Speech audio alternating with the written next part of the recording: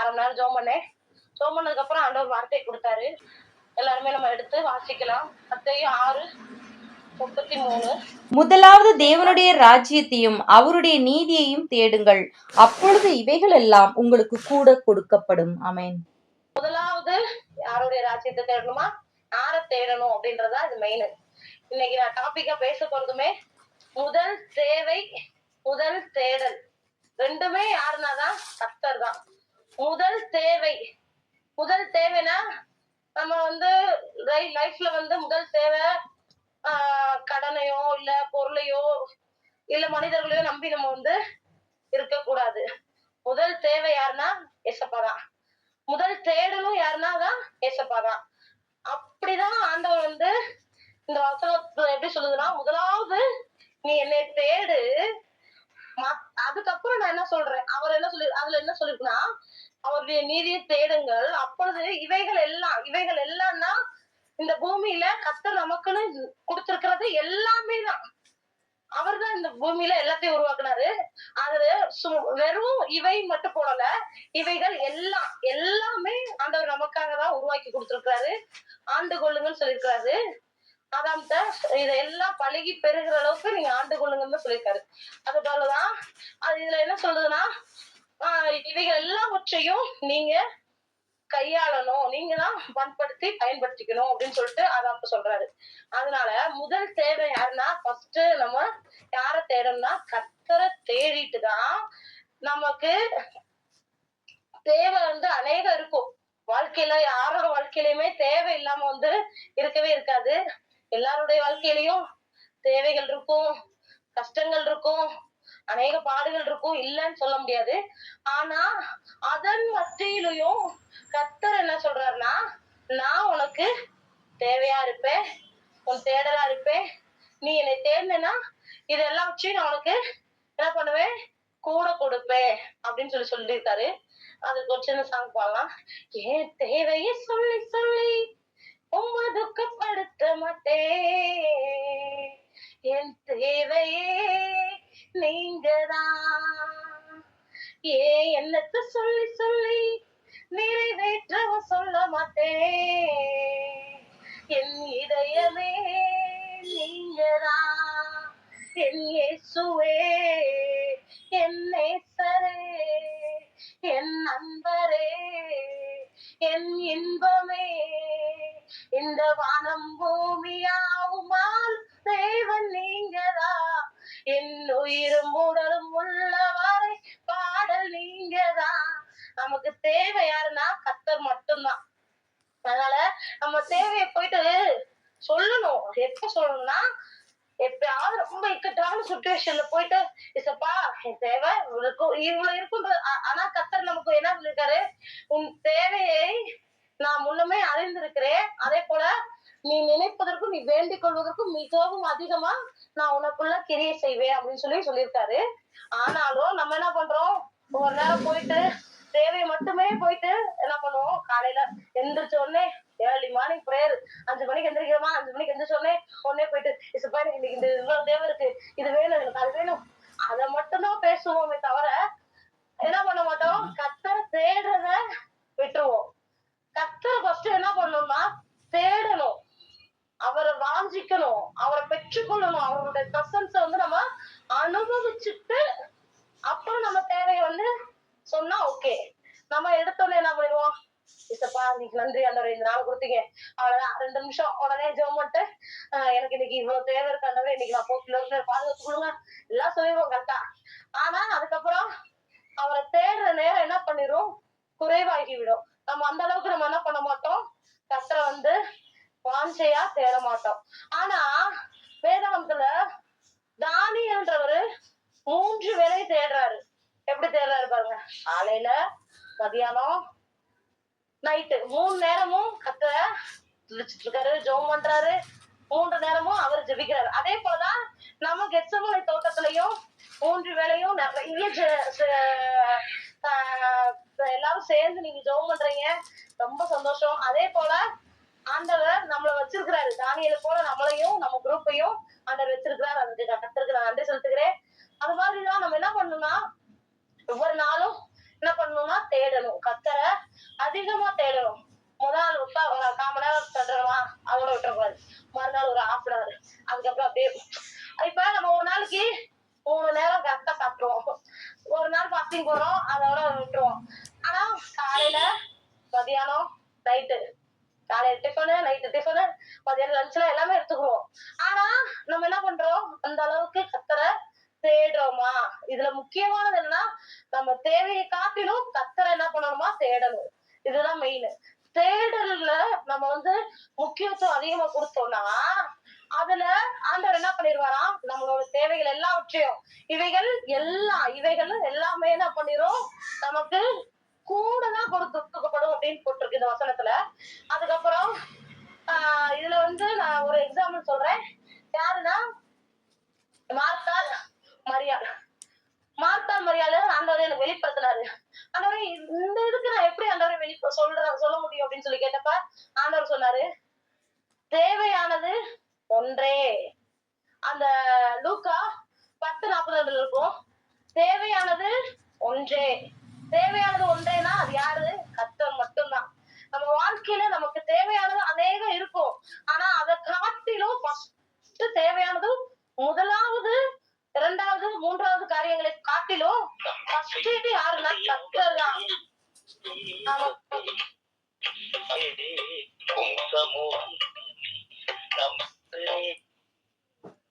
தேவை முக்கியம். கேக்குதா? ஸ்தோத்திரம். கேக்குதுடாமா, கேக்குது கேக்குது. போன் வந்துருச்சு.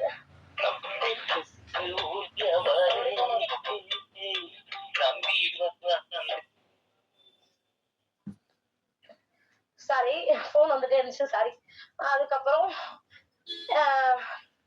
சாரி, டக்குனு வர முடியுது. தேவைகள் குறித்து அப்ப நம்ம மார்த்தாள், மரியாளை பத்தி பாக்குறோம்.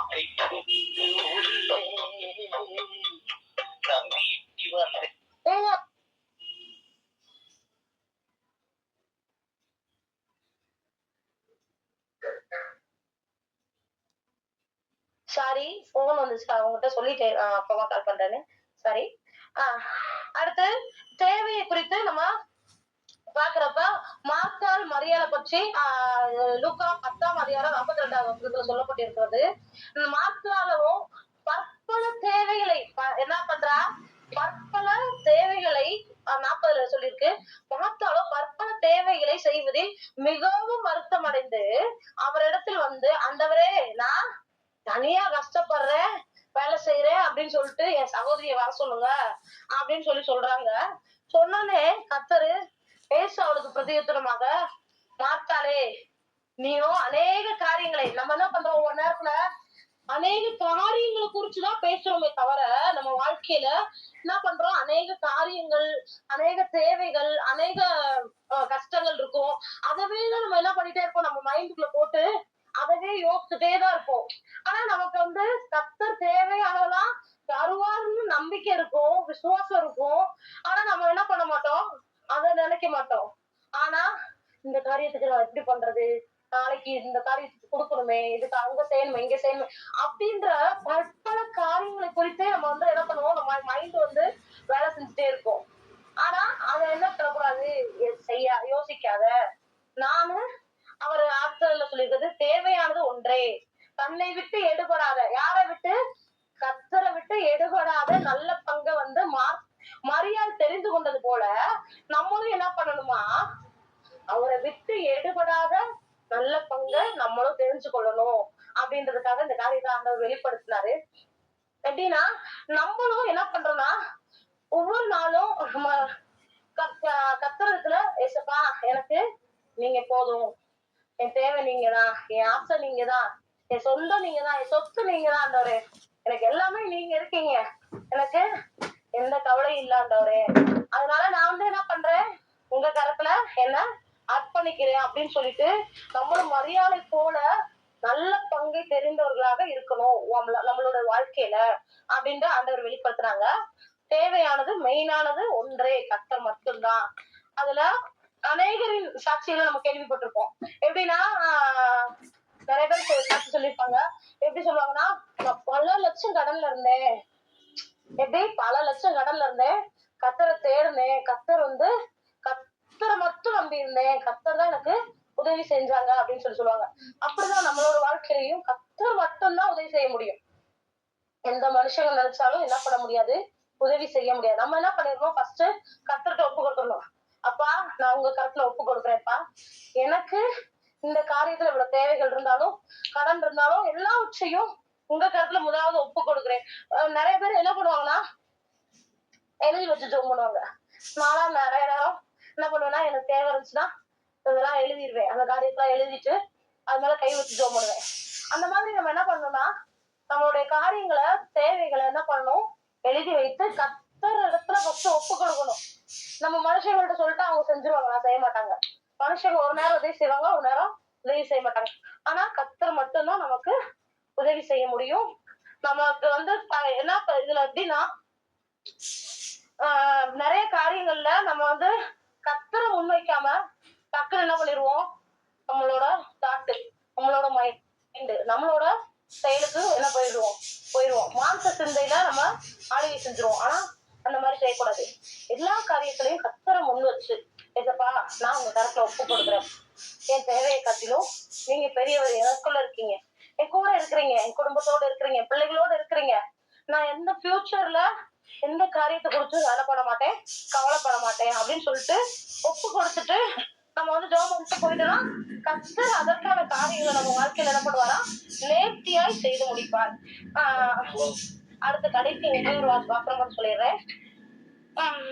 எப்படின்னா, நம்முடைய தேவையை குறித்து தான் நம்ம என்ன பண்றோம், கவலைப்படுறோம். ஒரு மனுஷனுக்குள்ள எப்படி வருதுன்னா, தேவை கவலையே நமக்குள்ள வருது. அப்ப என்ன பண்றோம், தேவைகளுக்காக கவலையே பட்டு பட்டு பட்டு பட்டு கவலைப்பட்டா ஒரு முளை கூட போதா இல்ல ஒரு முளை குறைய போதா, இல்ல எதுவுமே ஆகிறது கிடையாது. அதனால நம்ம சரீரத்தை ஒரு முளை கூடவும் முடியாது, குறையவும் முடியாது. அதனால நம்ம என்ன பண்ணக்கூடாது, கவலையே படக்கூடாது. அந்த வசனம் என்ன பண்ணி சொல்லப்பட்டிருக்கா, 1 பேதுரு 5:7 நம்முடைய கவலைகள் எல்லாம் அவர் மேல் என்ன பண்ணி விட சொல்லியிருக்காரு, வைத்து விடுங்கள் அப்படின்னு சொல்லி போட்டிருக்கு அந்த வசனம். அப்ப என்ன பண்ணணும்னா, நம்மளுடைய கவலைகளையும் தேவைகளையும் கத்தர் இடத்துல ஒப்பு கொடுத்துடணும். கத்தர் மேல் என் பாரத்தை வைத்து விடு, கலங்கி தவிக்காதுன்னு தான் சொல்லியிருக்காரு. அவர் நம்மளை ஆதரிப்பார்.